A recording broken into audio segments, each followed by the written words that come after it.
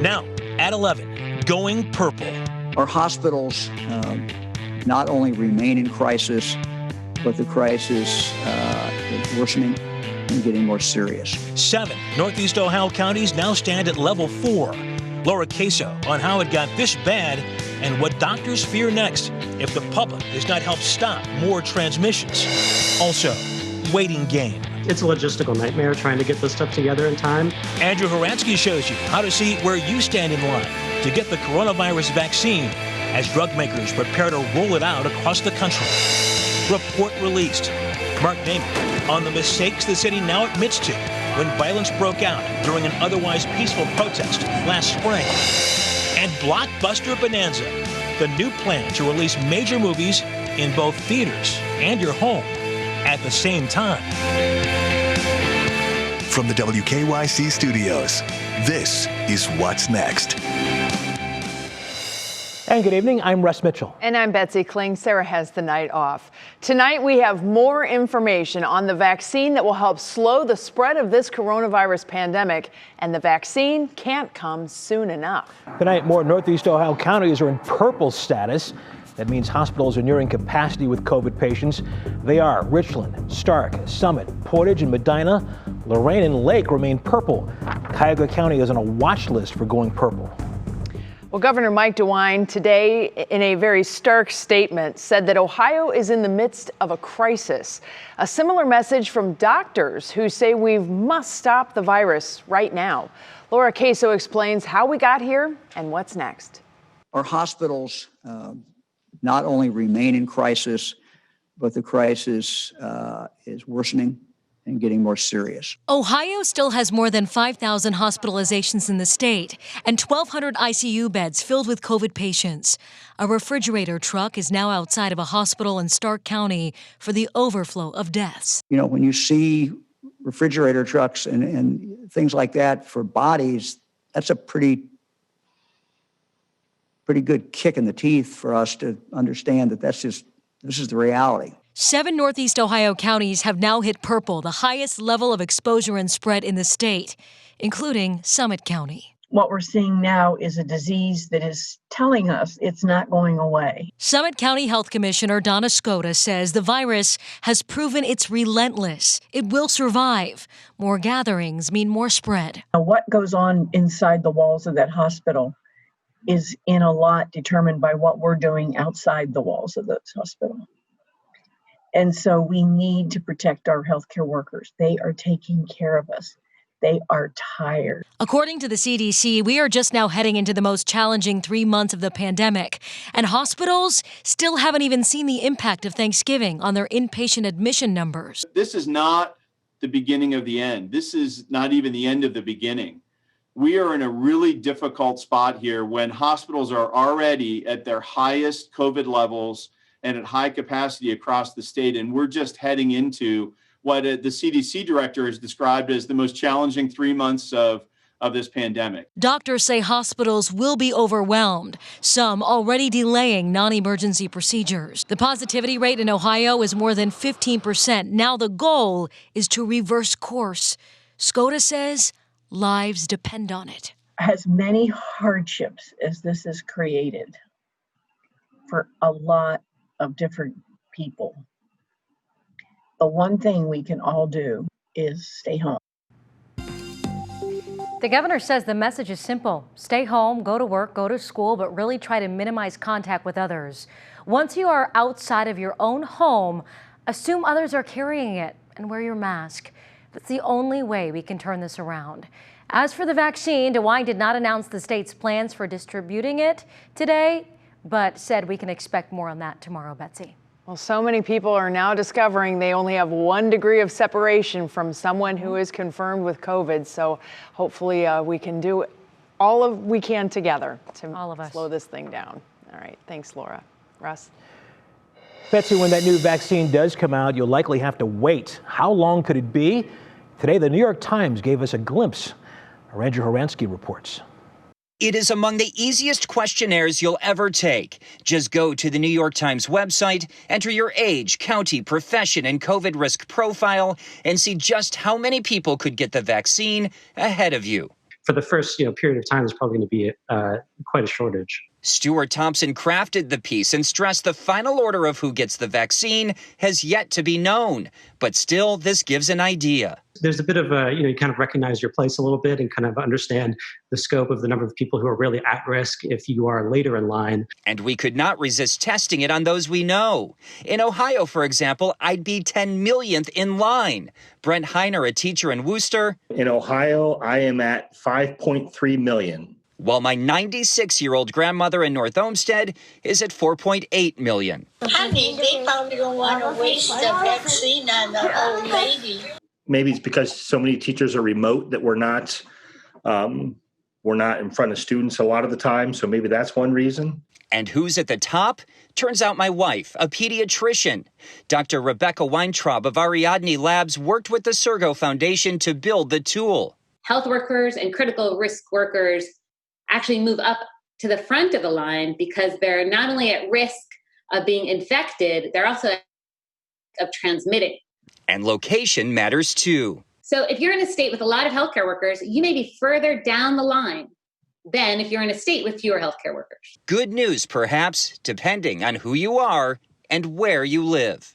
Now, if you're like me and you entered your kids' ages, don't bother. Clinical trials are still underway in children, and a vaccine for them will not be available in the first wave. And though this tool may reveal your spot in line, it will not reveal the length of your wait, one of the many variables we still don't know. I'm Andrew Horansky, 3 News. And hopefully waiting patiently. Well, new tonight, President-elect Joe Biden says he will ask Americans to commit to 100 days of wearing masks as one of his first acts as president. He stopped just short of the nationwide mandate that he's pushed before in order to stop the spread of the coronavirus. The move would embrace a practice that public health experts say is one of the easiest tools to manage the pandemic. President-elect Biden has frequently emphasized mask wearing as a patriotic duty. And you can get the latest information on the coronavirus near and far by texting the word FACTS to 216-344-3300. Again, that is a text, and we'll send a link right to your phone. Many local restaurants have adapted to these times by increasing delivery and takeout options. Third-party delivery services like Grubhub, Uber Eats, and DoorDash are popular, but they typically charge restaurants a commission per order, as much as 40% in some cases. So Cleveland City Council President Kevin Kelly has introduced emergency legislation that would temporarily cap that fee at 15% during the pandemic. Whether there is some cost shifting to the consumer somewhere down the road, we can't be sure about that. But I believe that the benefit to the restaurants is going to outweigh any speculative harm that may come. A DoorDash spokesperson said pricing regulations could cause increased costs to customers. Meanwhile, the city council could vote on that legislation next week. Well, after more than 6 months, the city of Cleveland is now admitting that mistakes were made in handling the downtown riots last May. Earlier today, Mayor Frank Jackson released a review of how police responded that day. Mark Namick has details and reaction. Thousands demonstrated peacefully here, a part of a wave of protests across the country sparked by the death of George Floyd, who died in the custody of Minneapolis police 5 days earlier. But by mid-afternoon, some clashed with police outside the Justice Center, and later others began smashing windows and looting along Euclid Avenue, leaving business owners fearing for their safety. I've never seen anything like it. It looked like a war. It looked like something out of a movie. And where did it come from? It didn't look like that on television. I got into the store, I locked it. Next thing you know, someone was chasing me with like a metal pipe all the way into the bathroom where I met the staff. I was on the phone with 911. I thought they were trying to kill us, Police appeared unprepared to contain flashpoints of violence in and around the central business district, which left more than $6 million in damages. After months of review, Cleveland Police Chief Calvin Williams says the city, which had more than 800 officers on duty that day, could have done better. One of the mistakes that we made as a division is the staging of assets. Police personnel, not just around the Justice Center and Lakeside itself, but in different places downtown in the event that things became mobile, which they did. The chief says police did a good job in the face of violent confrontations and didn't retreat from hotspots, though police were not at the corner of Euclid Avenue and East 9th Street during a critical hour of rioting, which was witnessed by 3 News. As I stated, probably our biggest mistake was not staging assets in other places on the outskirts of the protest area itself. It would have been a lot easier to get those resources to places like 9th Street and the Gateway District and other places downtown. The city released a 50-page review of the riot this afternoon, which recommends more police training and better internal communications. And Chief Williams says they've already applied what they've learned to the demonstrations surrounding the first presidential debate in late September, which went off without a hitch. As for Colossal Cupcakes, the city's helping it rebuild with grant money, and the owner says they'll be back this winter bigger and better than ever. I'm Mark Namick, 3 News.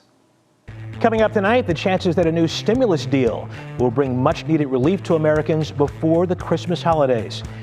And we'll tell you what Warner Brothers said today that is getting a big thumbs down from theater chains.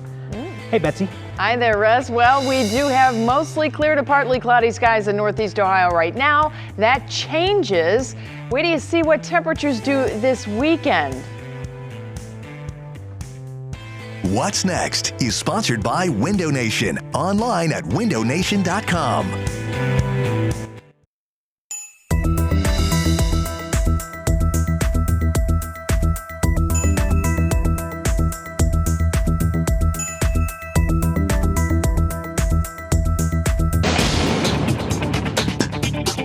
Let's get you into the loop with a look around the country. Capitol Hill's top leaders have spoken about COVID-19 relief for the first time in a month. The conversation between House Speaker Nancy Pelosi and Senate Majority Leader Mitch McConnell adds to optimism that an aid package might break free after months of Washington deadlock. What's not clear is what type of payment to individuals or families may be included in this package. California Governor Gavin Newsom says he will impose a new stay-at-home order for areas where capacity at intensive care units and hospitals is near 15%. The new order divides the state into 5 regions, but the governor says none of the regions so far meet the threshold where the state will have to order them to close hair salons and barbershops and limit retail stores. The rules don't apply to school districts. And to make matters worse in California, a raging wildfire is leading to evacuations in Orange County. The wind-driven flames were sparked early this morning by a house fire and so far has scorched close to 2,000 acres. A titanic shift for the movie industry today. Warner Brothers announced its entire movie schedule next year will go in theaters and in your home on the same day. That announcement was big enough to warrant its own trailer. The exact same day. But the what now? That means while in theaters, they can also be watched at home for a month. Available to anyone paying HBO Max's monthly fee of $14.99. In all, 17 movies are affected, including the remake of Dune and the musical In the Heights. Warner Brothers had already announced the Wonder Woman sequel would be released in theaters and on streaming this Christmas Day. They're hoping to try to make some box office revenue by having it in theaters for those who are comfortable going to theaters. And then for everyone else, they're hoping it will help drive people to streaming. Tonight, the CEO of AMC, that's the nation's largest theater chain, is said to be livid. He said his company will, quote, aggressively pursue economic terms that preserve our business, end quote. Wow. It is now 11:16. Don't blame them for being upset. That's a big blow. All right, Betsy, so what would you call the weather today? If you had to name a movie for today, what would it be? I think we're kind of stuck in the middle. How about that? I like that. I like that. We're kind of stuck in the middle of a couple different things going on, and that's basically why we had cloud cover today. We have more cloud cover coming tomorrow, and even a rain-snow chance that peaks into the area. 30s to start. We'll make it into the low 40s for the afternoon. We're hanging out in the low and mid-30s right now in Northeast Ohio. Southwesterly winds help to hold the temperatures up for us, so we're not going to find the mercury falling off as we start the day tomorrow. Hopefully you were safe in the morning. We did have some slick spots out there, but by afternoon, all of that melted off. off, and yeah, the snow is still hanging around. There was still plenty of time to get those snowmen built and those snow forts really rocking and rolling. You can see there is some precipitation, we'll call it, that is in the Great Lakes region. Not all of this is hitting the ground, so that makes it a little bit complicated, but basically it is raining or snowing aloft, and that all evaporates before it hits the ground. That will start to change, though, in the coming days. We have two systems that we are keeping an eye on. One to the north, obviously, that's where the clouds are coming from and those snow and rain chances to our north. But then there's also one to the south, and that's the one that's going to sit in the driver's seat as we go through the next 48 hours. So basically, it is yet another storm system that is coming up the Appalachians, but instead of coming on the west side of the Appalachians and nailing us, it's going to go on the east side of the Appalachians, and New England ends up getting nailed with a impending nor'easter. So National Design Mart hour by hour forecast, we're going to hold on to the temperatures in the 30s as we start the day tomorrow. We'll probably get some peaks of sun hanging around, but I wouldn't bank on big old blue skies out there. Mostly cloudy skies will prevail as we head through the afternoon, and once we get toward evening, now that little wave from the north begins to drop in, and we may see some rain and or snow showers that pop up across the area. Those will kind of hang out as we go through the evening hours and into the overnight. Then things change on us. We'll have that wave dropping south, and combined with the East Coast nor'easter, we'll have a flow that comes in off of the lake. So we're probably going to have some rain and or snow showers, most likely light flurries around northeast Ohio as we start the day on Saturday and then lingering on Saturday. Meanwhile, the farther west you go, you get out of all of that and you're going to end up seeing some sunshine. So Sandusky, I think you're going to end up having partly cloudy skies for Saturday, whereas areas farther east toward the Pennsylvania state line are probably going to end up with clouds and even those flurries hanging around. Here's a look at your Ken Ganley Kia outlook. The temperatures in the 40s tomorrow. That's not so bad, but then we drop back into the 30s as that cool air is pushed into the area. Those few flurries around on Saturday won't add up to much. We're still going to go with festive. And then mostly cloudy skies for the day on Sunday. Monday, little disturbance comes through, maybe kicking up some scattered snow showers, but then things take a turn and we get right back into the 40s as we head through the end of next week, even into next weekend when rain makes an appearance in the forecast. Russ? All right, Betsy, thanks a lot. Coming up, the Cavs getting set to start play for the first time in almost 9 months. We'll hear from Kevin Love and why he's thankful to be back around his teammates. Jimmy's next. This sports report is sponsored by the people-pleasing people at Serra Auto Park in Akron. Hi, everybody. Let's set the stage as we come down towards the end of the practice week. It's the Browns and Titans on Sunday at Nissan Stadium in Nashville. They both come in at 8-3, which for the Titans has them in first place in the AFC South. But if the Browns are going to make the playoffs, and they're 8-3 also, they're going to make it as a wild card team. But to be in a big game in December, I mean, it has the Browns very excited. Listen to Jarvis Landry. I still feel and believe that our best football is going to be in these last couple months, and it has to be. You know, it's no secret. You know, the best teams are the better teams, are the teams that go and they run. You know, those runs start in November, December. You know, so we're excited about the matchup. All right, gather around, friends. This is the problem. This guy right here. Derrick Henry, the great Titan running back, is already over 1,200 rushing yards so far this season, and there are still 5 games left to go. So they have to control him on Sunday. How do they do it?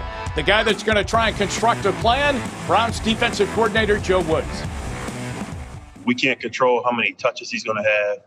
You know, our focus is going to be on playing the best run defense and try to eliminate the big runs. You know, we acknowledge and realize that he may have a run here or there, but we really just got to eliminate the big ones and do the best we can to get him bottled up before he gets going. All right, but remember, we've got our own running back, too. In fact, we've got 2. We've got Kareem Hunt, but we've got this guy, Nick Chubb. Congratulations to him. He's the Browns nominee for the Art Rooney Sportsmanship Award. 2nd year in a row he's been nominated for that. He is a pros pro. Cavaliers continue training camp, which is good for them. I mean, they're rusty, okay? The last time they played was on March 10th when the NBA got shut down. 268 days ago, which makes you yearn to get back to playing basketball again. Kevin Love talks about that. It's hard to really put into words the vibe in that way. But as far as like us get back on the court, I think we're excited. Like I've been talking to Bull quite a bit, just like we just want to play like 5-on-5, 3-on-3, 2-on-2, do drills where we can actually be out there and hit one another, be physical. And in Boston today, Tristan Thompson was welcomed into the fold. He's the newest member of the Celtics. But as he signed up with his new team, he said thanks to his old team, the Cavs. I had an amazing opportunity to be able to play for a franchise for 9 years. And, Dan Gilbert and the whole staff and the front office and everyone that was a part of that to give me the opportunity to, play that many years and believe in me. I appreciate that. But at the end of the day, it's a business. And, this was the best decision for me in my career and the point that I'm at. All right. Good luck to him. Russ, they come, they go. We send them off to other teams, and we wish them well. We certainly do. Jimmy, you have a great weekend. Have a good call on Sunday. We'll see you. Thank you, Russ. Thanks a lot. We are coming right back. Stay with us.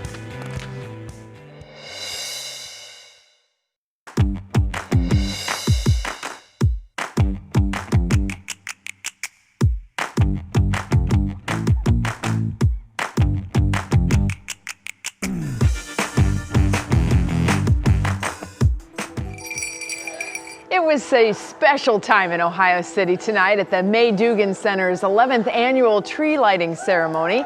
They kicked off their virtual event by illuminating thousands of lights on the 37-foot tree in the center's plaza on the corner of Bridge and Randall Avenues. And 3 News wants you to show us your holiday lights. So if you have your holiday display shining bright, we want to see it. Just head to the WKYC app, click on the Near Me feature, and submit any pictures and video. We'll be showcasing them on WKYC.com and here on the air leading up to Christmas. There have been so many beautiful displays around. I think it's great.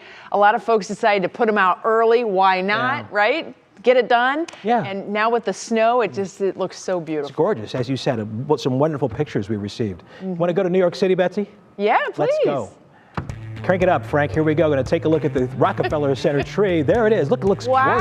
Folks are ice skating and all that stuff. That's amazing. You have to have a reservation this year, Betsy, to go see the tree. Wow. That's saying something. Yeah. Meanwhile, downtown Cleveland, we have been getting a display from the Terminal Tower. Yeah. It's just red and green right now, but every now and then you keep an eye out on it and you can see it does magical things in those lights. It's so cool. It was dancing earlier today. It likes to show off. It does. Which is cool. It's gorgeous. So. Betsy, good night to you. Thank you. You too, Russ. 3 News Go begins at 4:30 a.m. Good night to all. We'll see you tomorrow. Thank you for spending the evening with 3 News. Watch us live wherever you are, on our website, on our apps, and on YouTube, Hulu, or Roku. It's 3 News, wherever, whenever.